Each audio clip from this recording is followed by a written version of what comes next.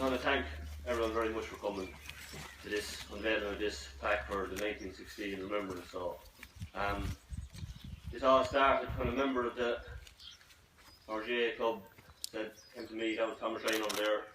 He says, what are we doing for 1916? So I brought to the meeting, and this plaque is what we come up with doing. So I think it's a great honour for the club that we recognise this. It's a great honour for me personally to be here to unveil it. So I think when we look back as a club in years to come, it will be a great honour to say that we've done something for 1916 for the men and women who fought and died at that time.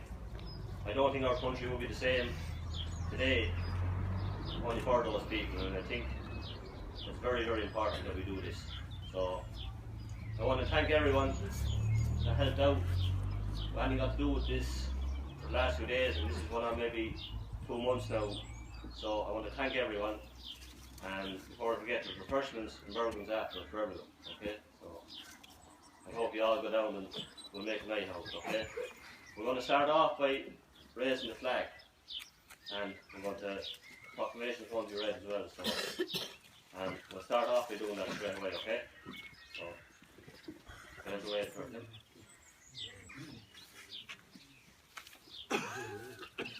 Give a round of applause when we hand it up.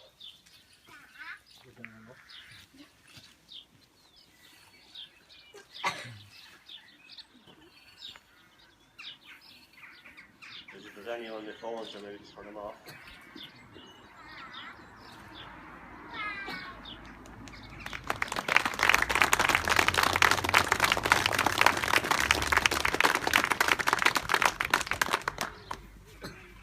Now our two girls want to read the proclamation, so it's Ali Hoodie and Banana.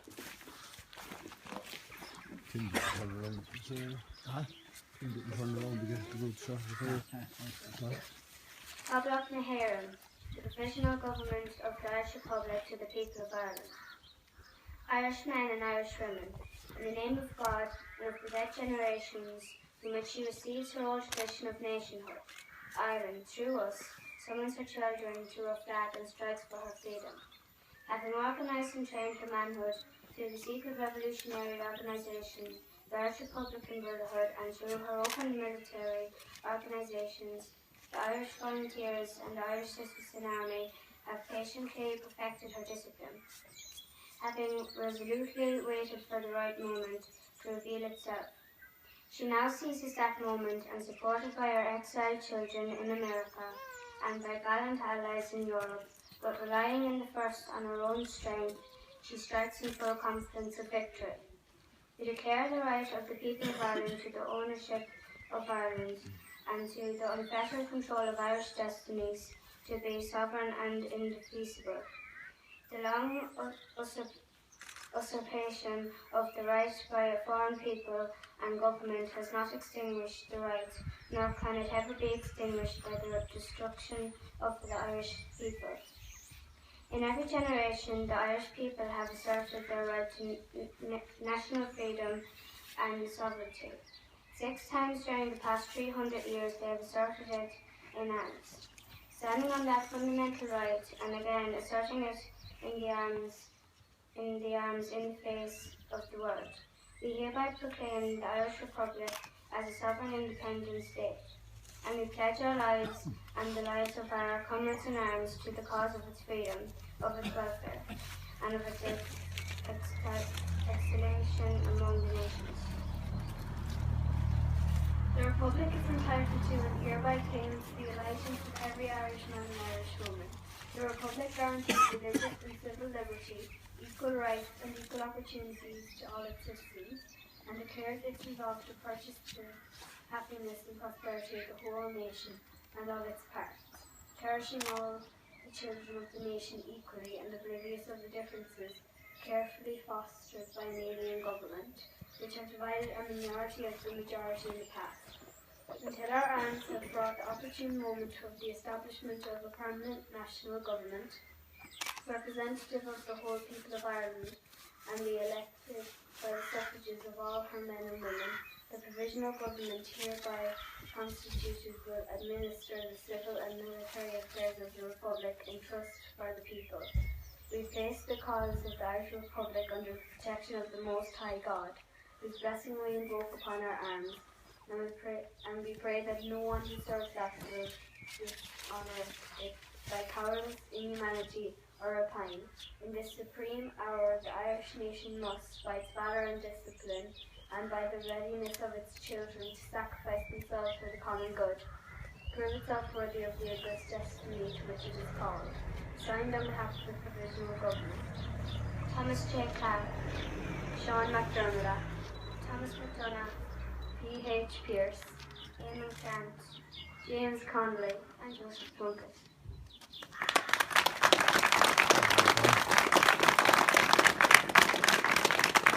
Very long words. They're reading that. And we're now going to unveil the plaque, so I have to do it very gently or it might fall down. The curtains thing. So, there we go. Curtain or the plaque?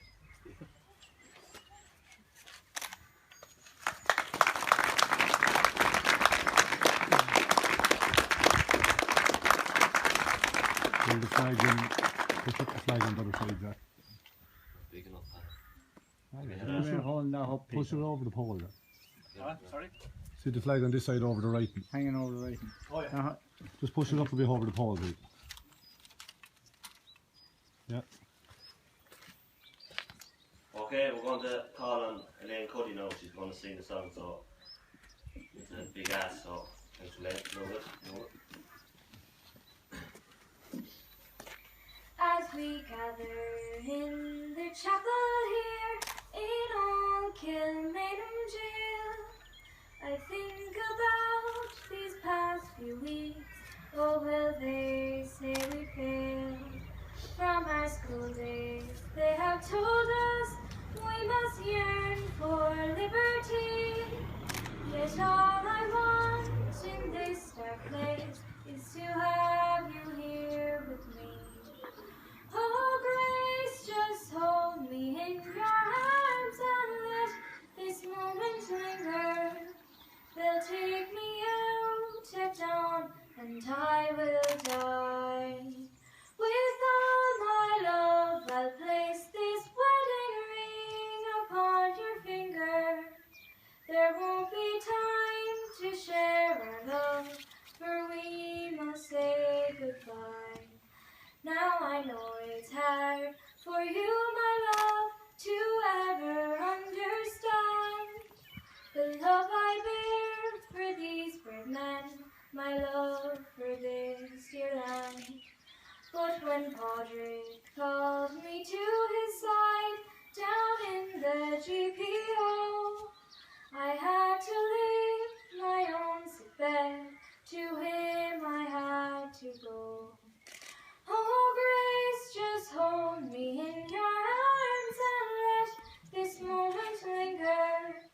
They'll take me out at dawn and I will die. With all my love I'll place this wedding ring upon your finger. There won't be time to share our love, for we must say goodbye. Now as the dawn is breaking, my heart is breaking too. On this May morn as I walk out, my thoughts will be of you. And I'll write some words upon the wall so everyone will know I love so much that I could see his blood upon the road. Oh, grace, just hold me in your arms and let this moment linger. They'll take me out at dawn and I will die. With all my love I'll place this wedding ring upon your finger. There won't be time to share our love, for we must say goodbye.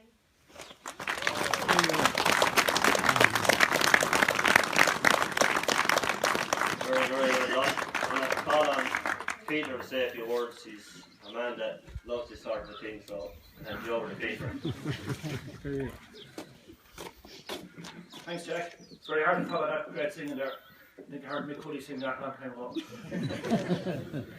At a later time. 100 years ago, to this day, events in Dublin City changed the course of Irish history forever. As William Butler Yeats, in a later poem, Easter 1916, he said, "Ireland has changed utterly, a terrible beauty is born." On Easter Monday 1916, brave Irish men and brave Irish women took to the streets of Dublin, which at the time was the second city of the British Empire. An empire at the time where the sun never set, it was so big. They took to the streets in an armed insurrection to strike a blow for Irish freedom. Their insurrection or rebellion was doomed to failure from events that had happened in the previous few days. On Good Friday, in Bannastrand in County Kerry, Roger Casement was captured, and the German merchant ship, the Odd, with 20,000 German rifles, was scuttled. And then on Easter Sunday, Owen MacNeill, Chief of Staff of the Irish Volunteers, gave a countermanding order that there would be no military parades or manoeuvres on Easter Sunday. And these events doomed the subsequent rising on Monday to failure. But nevertheless, these brave men and women from Cumann, the Irish Citizen Army, the Irish Republican Brotherhood, Na Fianna, the Irish Volunteers, they took to the streets of Dublin and they took key buildings around the city centre. Boland's Mill, the Royal College of Surgeons, Jacob's Biscuit Factory. They dug in at Stephen's Green and they took their headquarters, as we all know, the GPO on O'Connell Street. They knew they were doomed to failure. They knew at best their fate was to be wounded in battle or to receive afterwards a long prison sentence in England. At worst, to be mortally wounded, or as the signatures of the proclamation that we heard read so beautifully earlier, their fate was execution by firing squad in Kilmainham jail after the rising. The rising lasted 6 days, after which the rebels surrendered unconditionally to the British forces. They were taken prisoner. Dublin city centre lay in flames, and the leaders of the rising were duly executed. And so ended another Irish rebellion that seemed, like so many in the past, had failed. But it had not failed. As Pádraig Pearse had rightly pointed out and had predicted, that his self-sacrifice and the sacrifice of the men and women of Easter Monday 1916, it would ignite a flame of Irish nationalism in the hearts of the majority of the Irish people. And it was this flame that would lead to the turbulent and tumultuous years that followed. The general election of 1918, the landslide victory by Irish nationalists in the Sinn Féin party. 1990, the first Dáil. The subsequent War of Independence, and all that has followed to have what we have here today, a sovereign Irish Republic, self-governance for Irish people, from Irish people, for 26 of our 32 counties. The GAA, the Gaelic Athletic Association, played a large part in the rising. It was 32 years old at the time, after being formed in 1884. Many of the men and women that took to the streets of Dublin in Easter Monday 1916 were members of local GAA clubs, would have played hurling, Gaelic football, camogie and handball. It was the GAA, our national flag, and our Rá na Bhín. It was the GAA that made these prominent and important with the Irish people and not Irish governments. It was the GAA that flew the tricolour at all its Gaelic athletic grounds. It was the GAA that played Rá na Bhín before all big matches. It was the GAA that healed the bitter wounds of civil war. The Irish nation, no matter what creed you are, owes the GAA a great debt for this. Laois and Camross GAA at the time, Laois GAA was at its zenith. It was at its very highest point. Going into 1916, Laois were the defending All-Ireland Senior Hurling champions. They had actually played, they had beaten Cork the year before, and the year before that again in 1914, Laois had been defeated by Clare. These were great days for Laois GAA, and days we have never seen since, but we live in hope. For Camross GAA, Camross was in existence 13 years at the time. We had won a junior final in 1914, but 1916 was not a good year. Reading the Leinster Express during the week, going back through the archives, I seen a snippet of a junior match played in Moherdrehead between Rathdowney and Camross. And Rathdowney, 10 goals and 2 points, Camross no score. So they were not good days for Camross. But like the Irish state that followed, Camross GAA club came out of the ashes as well and went on to become the great club that it is today, and is such an important fabric in the people of Camross's lives. I often wonder what would have happened if there was no Easter Rising, and what would have happened to Camross GAA club. Being naturally good stickmen from the Slieve Bloom Mountains, I reckon we probably would have went on to become the finest cricket club in Laois. And our playing fields would probably not be in Dernaseera, would probably be one of the many lands, one of the many fields of the landed gentry, the huge estates that were prominent in Camross at the time of 1916. And instead of the Cathaoirleach of the Laois County Board presenting our winning captain with a cup, someone, man or woman, with the name of Duke or Duchess or Viceroy in their name tag would be presenting that cup. But on a more serious note, it's an honour here to have this plaque in Camross GAA Hall, one of the oldest buildings in the parish and certainly in the village. But most appropriate and more important is its position going into Camross graveyard. A graveyard where we've all buried our own breed and seed and generation down through the years. And I think from now and into the future, when we're coming out of Camross graveyard, after paying respects to our own dead, that we stop outside this plaque and pause for a minute and think of the men and women that fought that we could have what we have today, and to spare a thought for them. And we're all good to give out, no better man than myself, of what we have and what we don't have. And what everyone has here today, and what every Irish person has, whether it be good or bad, it is infinitely better than what the men and women had of Ireland before Easter Monday, 1916. Lord Maher.